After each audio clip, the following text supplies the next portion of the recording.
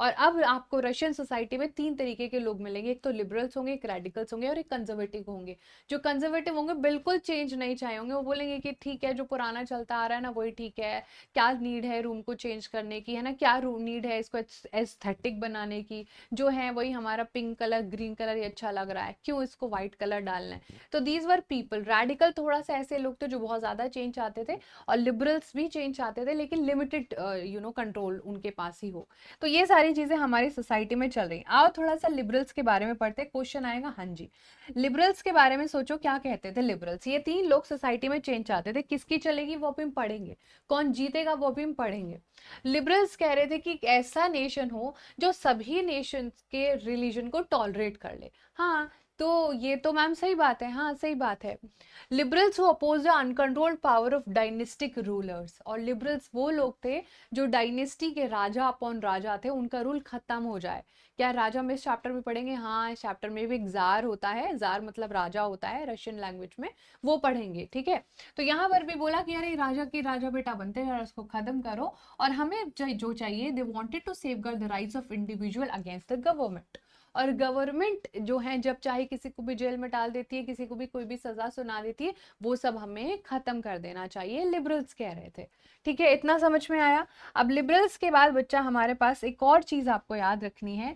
They argued for a representative, they argued for a elected parliamentary government subject to laws interpreted by a well trained judiciary that was independent of।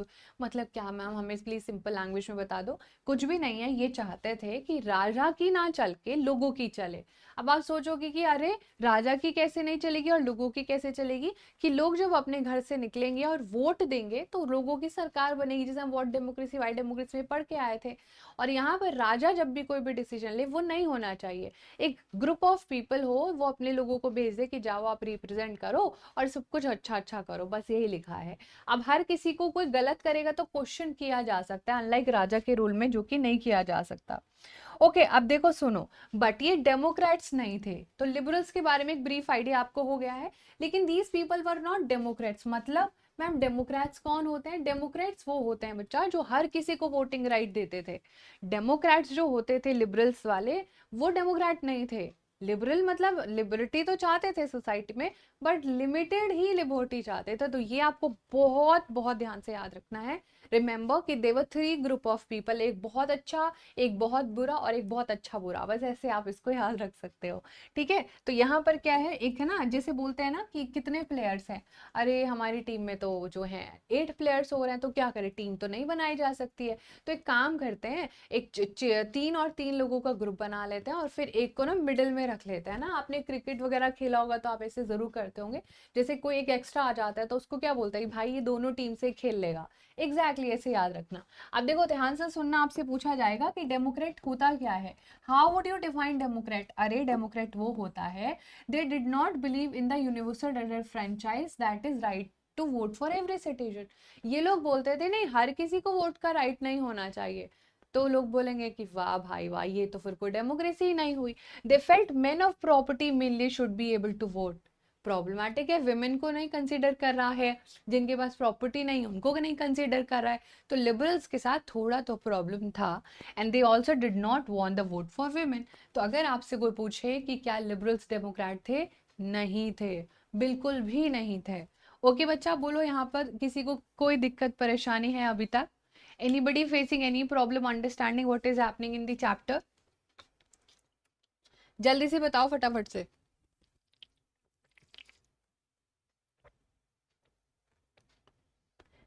Ishita, Gunjan, any problem anybody is facing as of now?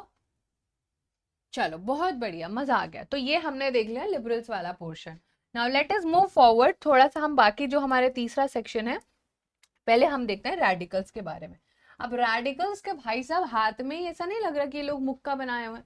Can you see that it's like this, ये वाला पूरा है कि fist बनाया पूरे कि अगर हमारी बात नहीं सुनोगे तो तुम्हारा नाक तोड़ देंगे। एग्जैक्टली ये लोग बहुत ज्यादा एक्सट्रीम चेंजेस चाहते थे, और रेडिकल्स होते थे बहुत एकदम, देखो रेड आइकन भी है, रेड रिप्रेजेंट एंगर, है ना, बिल्कुल गुस्सा दिखाने वाली बात है, तो यू कैन सी कि ये फिस्ट बनाया हुआ है। एंड दे वांटेड कि अगर हमें कोई चेंज नहीं देगा ना, हम उसका नाक तोड़ देंगे और चेंज उससे ले लेंगे, यानी कि अब जो हमारा मर्जी है वो हम करना चाहते हैं by the use of physical force. Alright, चलो तो अब हम देखते हैं थोड़ा रेडिकल्स के बारे में। अब देखो रेडिकल्स क्या चाहते थे। Radicals wanted a nation in which government was based on majority of the countries population. जो भी पॉपुलेशन बोले कि 90% 80%, उसके हिसाब से गवर्नमेंट बननी चाहिए, ठीक है।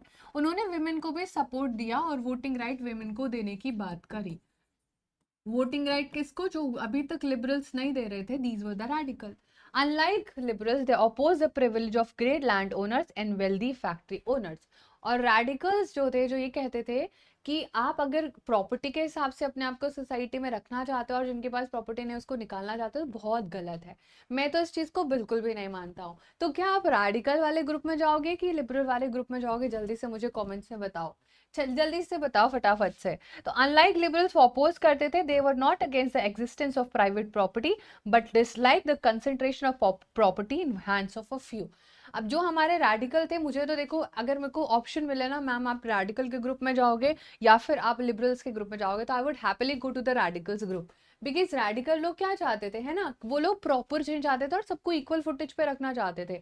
अनलाइक कि भाई तुम इतने बड़े महल में रहने लग जाओ, तुम्हारे पास सारे लग्जरी होगा, ब्रेड भी खाओ केक भी खाओ, और यहाँ पर हमें सूखी रोटी दे दो। So that was the difference between the liberals and the radicals. क्योंकि एनीवेज लिबरल्स में तो गवर्नमेंट लिबरल्स के हिसाब से बनेगी, वो तो कैसे भी रूल कर सकते हैं, है ना। चाइना वाले एग्जाम्पल, बहुत बढ़िया अनिरुद्ध ऋषभ, बहुत बढ़िया बच्चा, वेरी गुड ऋषिका।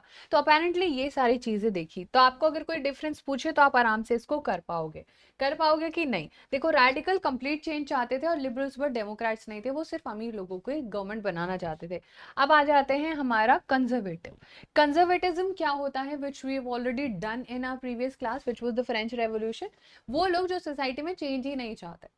एक चेंज चाहता है तो हद से ज्यादा चेंज चाहता है, एक चाहता है तो ओके ओके चेंज चाहता है, एक कहता है कि बिल्कुल चेंज मत करो। और जो बिल्कुल चेंज मत करो वो था कंजर्वेटिज्म, पुरानी सोच के लोग। पुरानी सोच के लोग क्या है, ये तो दोनों के खिलाफ थे। अरे भाई ना हमें रेडिकल पसंद है ना हमें लिबरल्स पसंद है। आफ्टर द फ्रेंच रेवोल्यूशन का दिमाग थोड़ा थोड़ा तो ओपन हो गया था कि देखो अगर बिल्कुल ही चेंज नहीं देंगे तो लोग हथियार उठा लेंगे और हमें ही भगा देंगे, तो हम थोड़ा थोड़ा चेंज देने का, यानी कि टाइम आ गया चेंज होने का। तो थोड़ा चेंज तो ये करना चाहते थे लेकिन एग्जैक्टली 100% नहीं। और in the early 18th century conservative had been generally oppose to the idea of change.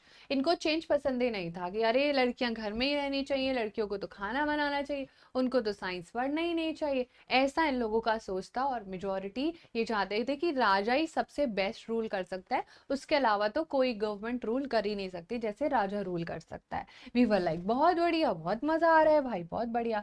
But by the 19th century उन्होंने बोला कि देखो कुछ चेंज तो लाने पड़ेंगे, वरना लोग मुक्का मार के मेरा नाक तोड़ देंगे। और उन्होंने बोला कि लेकिन ये चेंज काफी स्लो होना चाहिए, कि 100 साल में 204 साल में चेंज हो रहा है। हम बोलेंगे वाह भाई वाह, हम तक जब तक तो निपट लेंगे, पूरी दुनिया खत्म हो जाएगी, तब तक तो हमारे जाने के बाद चेंज होता रहे, हमें क्या मतलब। समझ में आया। तो these were three people who will be now fighting for the change. कौन जीतेगा कौन हारेगा वो तो हम देखेंगे अभी चैप्टर में। बोलो किसी को कोई दिक्कत परेशानी यहाँ तक, ठीक है, जल्दी से बोलो। Ma'am I would not prefer completely radical. हाँ थोड़ा मतलब कम्प्लीटली रेडिकल में एक प्रॉब्लम था, बट उसमें देखो क्या है ना कि इसीलिए डेमोक्रेट सबसे अच्छा है। मान लो कि तुम अकेले हो and you bought your own house with your hard work money. आपने बहुत मेहनत किया and you bought your house, बहुत ही बड़ा सा आपने घर लिया, ठीक है, बहुत मेहनत की आपने, दिन रात आपने अपना स्लीप साइकिल त्याग दिया, सब कुछ आपने बहुत ज्यादा मेहनत किया, है ना। Now you have to imagine share your rank with somebody, you will feel bad about right, कि आपने बहुत ज्यादा हार्ड वर्क किया है, आपने पढ़ाई किया, आपका 100 आउट ऑफ 100 आया, लेकिन आपको बोला जाए कि 20 मार्क्स किसी और को दे दो अपने, या 30 मार्क्स किसी और को दे दो। So that is apparently something that does not happen in current time, but ऐसा बोला जाता था और बहुत सारे लोगों ने ऐसी थ्योरी को प्रपोज किया था कि सोशलिज्म में सोसाइटी में सब कुछ इक्वल होना चाहिए, ठीक है बच्चा।